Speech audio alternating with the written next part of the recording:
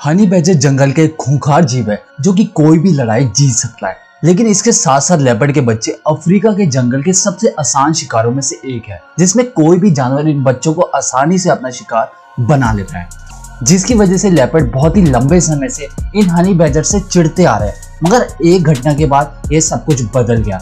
अगर किसी इंसान का हाथ किसी प्रेस से जला दिया जाए तो ये बात उसे जिंदगी भर याद रहती है कि प्रेस की निचली तरफ को छूना नहीं चाहिए। उसी तरह जानवरों की दुनिया का एक ऐसा जीव है जिसे कोई छेड़ना नहीं चाहता, जो कि किसी पर भी हमला कर देता है। जिसके बाद ये बात जंगल में फैल गई कि इन जीवों से लड़ने में दूसरे जीवों का नुकसान होगा, जिसके बारे में इन चीता को भी पता चल गया, जिन्होंने इसके बाद खुद की जान बचाने के लिए खुद को हनी बैजर की तरह बर्ताव करना और उन्हीं की तरह चलना सीख लिया। और अगर आप किसी चीता के बच्चे को ध्यान से देखेंगे कि इनका कलर ऊपर से बिल्कुल सामान्य नहीं है, जो कि ऊपर की तरफ से काफी हल्के कलर और नीचे से गहरे कलर के देखे जाते हैं। क्या आपको इनका एक कलर किसी की याद दिलाता है? हनी बैजर की तरह दिखने की वजह से शायद ही कोई इन चीता के बच्चों को छेड़ना चाहेगा।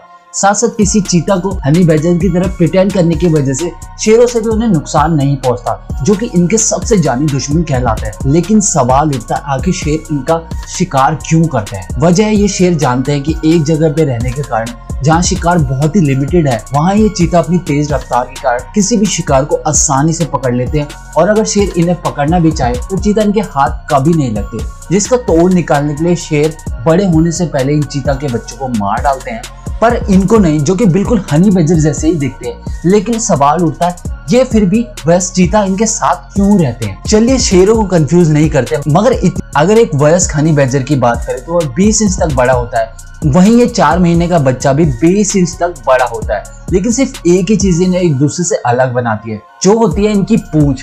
लेकिन हनी बैजर को क्या पता कि ये चीता के बच्चे हूबहू उन्हीं की तरह नकल करते हैं, जिसके बारे में कोई औपचारिक डेटा तो नहीं है जिससे साबित हो सके कि जिसमें हनी बैजर द्वारा इन चीता के बच्चों पर अटैक किया गया। और शायद मुझे जहां तक लगता है कि हनी बैजर को भी ये तब तक नहीं पता चलेगा जब तक कि कोई वह उनके बिल्कुल पास ना आ जाए। हनी बैजर जिसके पास सूंघने की गजब की क्षमता होती है, जो कि दूर से ही अपने शिकार को पहचान लेता है, जिससे वह जान जाता है कि उन्हें किसका शिकार करना है और किसका नहीं। और मेरे कहने का ये बिल्कुल भी मतलब नहीं है कि इन्हें जहरीले सांप बहुत ज्यादा पसंद होते हैं। हर जानवर की अपनी अपनी पसंद होती है, मगर हनी बैजर के मामले में ऐसा नहीं है, जिन्हें हर एक चीज पसंद होती है, चाहे वो कीड़े, पक्षी, मैमल या फिर चमगादड़ क्यों ना हो। ये जीव सब कुछ खा जाता है, यहाँ तक ये जीव फल, सब्जी, पौधे और मशरूम तक खा जाते हैं, जो कि इतने भूखे माने जाते हैं कि किसी के जानवर के पंख, चमड़ी और हड्डी तक खा जाते हैं। और अगर बड़े शिकारों की बात करें तो हनी बैजर भेड़, बकरियों तक को अपना शिकार बना लेते हैं।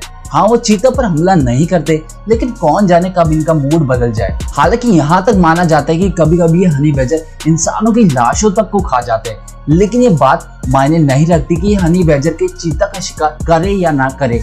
ये सिर्फ उन्हीं जानवरों से नहीं लड़ते जिन्हें ये खाना नहीं चाहते, जिसमें कई बार उनके ओपोनेंट काफी बड़े होते हैं। एक नेशनल पार्क में घटी एक घटना जिसमें हनी बैजर ने हिरन पर हमला कर दिया, जो कि कैमरे में कैद हो गई थी। पता नहीं शायद हनी बैजर को क्या सूझा और इसने हिरन के चलने की आवाज से वह परेशान हो गया और अचानक उस पर हमला कर दिया। लेकिन अपने से 10 गुना बड़े जानवर का शिकार करना एक अच्छा आइडिया नहीं था, जिसमें आप इतने बड़े सिंगों को साफ देख सकते हैं, जिसमें हिरन के सिंगों द्वारा हनी बैजर को 20 फुट ऊपर तक उछाल भी दिया गया था। मगर फिर भी यह हनी बैजर वहां से हिला नहीं और फिर से हिरन पर हमला करना शुरू कर दिया। हनी बैजर ने ना केवल निडर होते हैं, साथ ही साथ इनकी स्किन भी काफी मोटी होती है, साथ ही ये काफी लचीली भी होती है, जिनकी स्किन पर आसानी से दाग गड़ाना भी किसी जानवर के लिए थोड़ा मुश्किल होता है, चाहे वह सांप हो या शेर या हायना। और माना जाता है इनकी स्किन इतनी टफ होती है कि आसानी से चाकू के कई वार भी सह सकती है, साथ ही तीरों के वार को भी झेल सकती है, जिसकी वजह से इतने निडर बन जाते हैं। शायद इसी वजह से इतनी सारी खूबियां होने के बावजूद कोई भी जानवर इनसे लड़ना नहीं चाहता, जिन्होंने लड़ाई करने के इतने तरीके ढूंढ लिए हैं। और इसी वजह से चीता के बच्चों ने अपनी जान बचाने के लिए इनकी नकल करना शुरू कर दिया। ये कहना झूठ नहीं होगा कि हनी बैजर शेर, चीता, भालू तक को हरा सकते हैं, सिवाय मगरमच्छ को छोड़ के, जो कि एक लौता जानवर है जो कि इन्हें मार सकता है। चलिए हनी बैजर से हटके सवाल उठता है, ये चीता को इनकी नकल क्यों करनी पड़ी? वजह अडल्ट चीता जो कि शिकार का पीछा करके उसे मारने के लिए जाने जाते हैं, जिसमें कई बार शिकार का पीछा करते हुए वह काफी दूर तक निकल जाते हैं। जिसके बाद सवाल उठता है कि छोटे नन्हे चीता जो कि झाड़ियों में छिपे रहते हैं, वह कैसे अपनी जान बचाएं? एक स्टडीज में पाया गया था चीता के बच्चे केवल 17% ही बच पाते हैं और ये सिलसिला काफी लंबे समय तक चलता रहा।